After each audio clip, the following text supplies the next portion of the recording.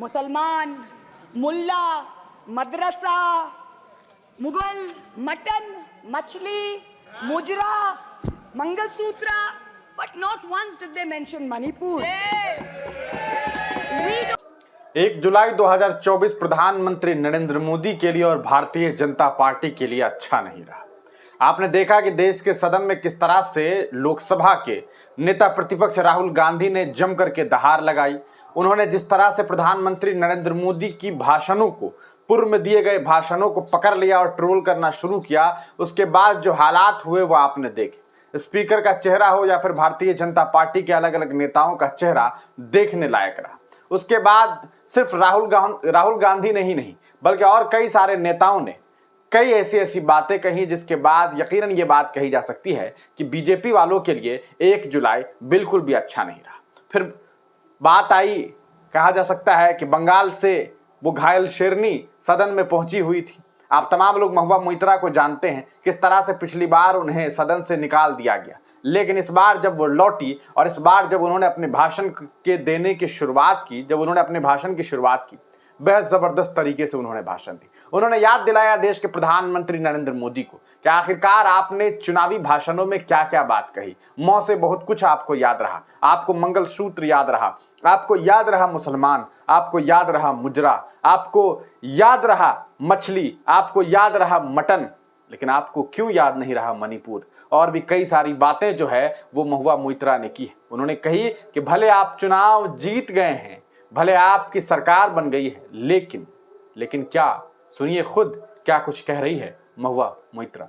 We have 33,000 gods in India, but in our democracy, the most supreme of them is the Ganadevata, the Lord of the people, and they have punished you. You may have formed the government again, but yours is a Pyrrhic victory, a victory which inflicts such a devastating toll on the victor that it is tantamount to a defeat. In Bengal, the supreme leader started his Vijay Sankalp Yatra on March 1st in the constituency of Arambagh, then came to Krishnanagar, then came to Barasat, ended on May 29th in Calcutta. मेरे ऊपर तो विशेष कृपा की उन्होंने, दो बार आए। The BJP lost all these seats. The Honorable Prime Minister did 23 campaign meetings in Bengal and lost in 20 seats. In Maharashtra, the Honorable Prime Minister campaigned in 18 seats. The NDA lost in 15 of them. एक अकेला कितनों पे भारी पड़ा.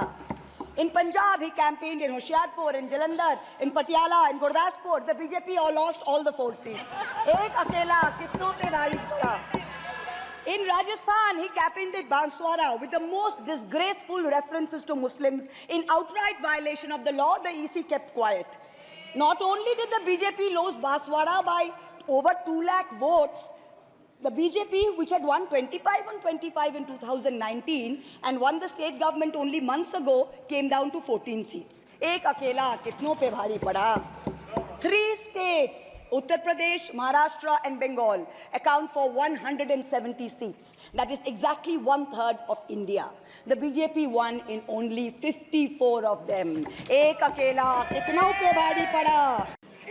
During the Lok Sabha campaign, the BJP, the ruling party, the Honorable Prime Minister mentioned many words beginning with the letter M.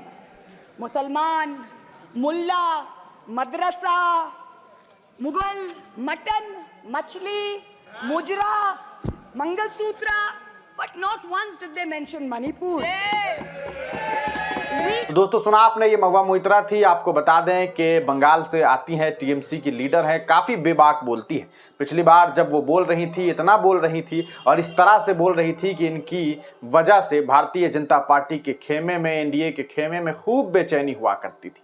बाद में आपने देखा कि किस तरह से इन्हें सदन से निकाल दिया गया। इनकी पार्लियामेंट में रहने की जो जगह थी उसे खाली करवा दिया गया, इनकी सांसदी को ख़त्म करवा दिया गया, लेकिन फिर भी ये हार नहीं मानी, चुनाव लड़ी और फिर ज़बरदस्त तरीके से चुनाव जीत करके पहुंची। खुद देश के प्रधानमंत्री नरेंद्र मोदी इनके खिलाफ 2 बार प्रचार करने के लिए पहुंचे, लेकिन चुनाव जीती और जीतने के बाद एक बार फिर जम करके दहाड़ लगा रही है। आप तमाम लोग महुआ मोइत्रा के बारे में क्या कुछ सोचते हैं, अपनी राय कमेंट सेक्शन में ज़रूर दीजिएगा।